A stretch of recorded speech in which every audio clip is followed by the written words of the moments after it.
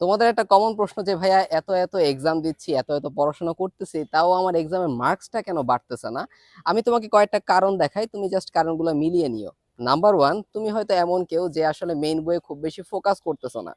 So main বইয়ে তোমরা যেহেতু ফোকাস করো না, আমরা যখন আসলে ক্লাস নেই, সেটা আরটিডিএস এর তোমরা যে কোনো কোর্সে যদি থাকো না কেন, তোমরা দেখবা যে মেডিকেল এডমিশন কোর্স বলো, সেকেন্ড টাইমার কোর্স বলো, প্রি মেডিকেল কোর্স বলো, সবগুলোতে আমরা কিন্তু মেইন বই ধরে ধরে পড়াই, যাতে তোমাদের মেইন বই পড়ার ভীতিটা দূর হয়ে যায়। মেইন বই ভিত্তিক তুমি যদি প্রিপারেশন নাও, তুমি বুঝবা হচ্ছে তোমার জন্য বেস্ট প্রিপারেশন হচ্ছে এটাই। নাম্বার টু, তুমি ঠিকমতো এক্সাম দাও না। এখন এক্সাম দেওয়ার গুরুত্ব কোথায়, কিংবা এক্সাম আসলে কিভাবে দেওয়া উচিত? তোমার প্রত্যেকটা এক্সামে অ্যাপিয়ার করতে হবে, এটা হচ্ছে প্রথম রুলস। এবং তুমি যখন এক্সামটা দিবা, অবশ্যই এক্সামের সলভ শিটটা তোমার মিলাতে হবে। এই সলভ শিট দেখে যে জায়গাগুলো তুমি ভুল করছো, সেই ভুল করা জায়গাটা তোমার একটা খাতায় নোট করে রাখতে হবে, যাতে তুমি পরবর্তীতে যখন ওই চ্যাপ্টারটার উপর রিভিউ এক্সাম দিবা, সেই রিভিউ এক্সামে তুমি যেন বেস্ট রেজাল্টটা করতে পারো, তুমি যেন সেম মিস্টেকটা আবার না করো। ঠিক আছে? থার্ড যেই ব্যাপারটা, তোমরা ক্লাস করার সময় আসলে অনেক ডিস্ট্র্যাক্টেড অবস্থায় থাকো। এজন্য আমি তোমাদের একটা সাজেশন দিব। অবশ্যই তুমি যখন ক্লাস করবা, ক্লাস করার আগে মেইন বইটা কিন্তু আগে দাগাই নিবা। দাগানো বইয়ের পিডিএফ তো আমরাই প্রোভাইড করি, সেই মেইন বই দাগানো বইয়ের পিডিএফটা দেখে তুমি অবশ্যই তোমার মেইন বইটা দাগিয়ে ফেলবা। এটা ক্লাসের আগেই করতে হবে। ক্লাস করার সময় ধরো তোমার একটা টপিক খুব কঠিন মনে হচ্ছে যে এই চার্টটা আসলে আমি খুব বেশি একটা পারি না, কিংবা এই চার্টে আমার এক্সট্রা গুরুত্ব দেওয়া উচিত। তো তোমার কিন্তু ওই ক্লাস করার সময় ওই চার্টটা একটু ভালো মতো হাইলাইট করে রাখা উচিত, যাতে তুমি পরবর্তীতে যখন রিভিশন দিবা এক্সামের সময়, তোমার কিন্তু ওই জায়গাটায় আমরা ফোকাস করে রিভিশনটা শুরু করতে পারি। কারণ আমরা কি করি, রিভিশন দেওয়ার সময় কিন্তু একদম শুরু থেকে শুরু করি, কিন্তু যে জিনিসটা পারি না সেই জিনিসটা আসলে অবহেলিত থেকে যায়। তাহলে বললাম, মেন বই ভিত্তিক পড়াশোনা করতে হবে, আমাদের এক্সাম দেওয়ার ব্যাপারটা ভালো মতো মাথায় রাখতে হবে। এবার আরেকটা ব্যাপারে আমি আসি, তুমি আসলে বেশি বেশি প্র্যাকটিস করতেছো না।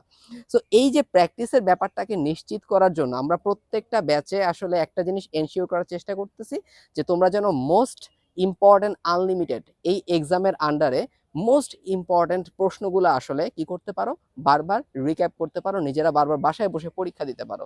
সো এই পরীক্ষার আন্ডারে কিন্তু আমরা খুব বেশি, মানে একদম লাখ লাখ যে প্রশ্ন নিয়ে আসবো ব্যাপারটা এরকম না। বাট তুমি যেন একটা প্রশ্ন সলভ করলে তোমার অনেকগুলো প্রশ্ন একসাথে সলভ হয়ে যায়, এই ব্যাপারটা এনশিওর হবে। সো খুব বেশি আসলে এমসিকিউ সলভ করা তুমি টাইম পাবা না। তুমি অল্প এমসিকিউ এমনভাবে সলভ করো যাতে তুমি বেস্ট জিনিসটা বের করে আনতে পারো। এবং এরপরে তোমাদের প্র্যাকটিস করার জন্য আমরা কিন্তু আরডিডিএস থেকে 15 সেট ম্যাটেরিয়ালস, আসলে ফুল ম্যাটেরিয়ালস যেটাকে বলা হয়, তোমার মেইন বইয়ের বাইরে তোমার যা কিছু লাগবে এই 15 সেট ম্যাটেরিয়ালসের মধ্যে আছে। এর মধ্যে অসংখ্য অসংখ্য এমসিকিউ দেওয়া আছে, প্রত্যেকটার মধ্যে একদম স্মার্ট ব্যাখ্যা অনুযায়ী। সো তুমি যখন প্র্যাকটিস করার জন্য এই বইগুলোকে বেছে নিবা, যখনই মনে হবে একটা এমসিকিউ তুমি পারতেছো না, তখন কিন্তু এমসিকিউটা দাগায় রাখবা, ব্যাখ্যাটা পড়ে ফেলবা, মেইন বই থেকে ওই টপিকটা দাগায় রাখবা। তাহলে দেখবা তোমার ভুলগুলো আস্তে আস্তে কমে যাবে। এভাবে তুমি যদি পড়াশোনা করতে পারো, ইনশাল্লাহ তুমি দেখবা কি যে তোমার আসলে আস্তে আস্তে মার্কসটা ইমপ্রুভ হচ্ছে। সো আসলে তোমাদের পড়ার মধ্যেই, তোমাদের যে ওয়েতে তোমরা আসলে পড়ো সেই স্ট্র্যাটেজিতেই আসলে ভুল আছে। তুমি স্ট্র্যাটেজিটা একটু চেঞ্জ করো, একটু স্মার্টলি স্টাডি করো। তোমরা অনেক হার্ড ওয়ার্ক করতেছো, বাট অবশ্যই আমাদের হার্ড ওয়ার্কটা করতে হবে প্রোডাক্টিভ ওয়েতে। ক্লিয়ার? তো আরটিডিএস এর সঙ্গে থাকো। আমাদের প্রি মেডিকেল ব্যাচ দুরন্ত পয়েন্ট 6.0-তে HSC 26 তোমরা জয়েন হয়ে যেতে পারো। এডমিশন ব্যাচ 25-এর জন্য, 24-এর জন্য সবই চলতেছে। এবং আলহামদুলিল্লাহ বাংলাদেশের সবচেয়ে বড় মেডিকেল এডমিশন কোর্স, সবচেয়ে বড় প্রি মেডিকেল ব্যাচ আসলে আরটিডিএস এর। এবং সবচেয়ে বেশি সংখ্যক শিক্ষার্থী আমাদের উপর ভরসা রেখেই মেডিকেল এডমিশনের প্রিপারেশন নিচ্ছে।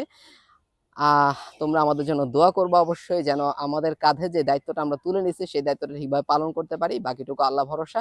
বেস্ট ভার্সনটা বের করে আনো, ইনশাল্লাহ বেস্ট কিছুই হবে। আল্লাহ হাফেজ, আসসালামু আলাইকুম।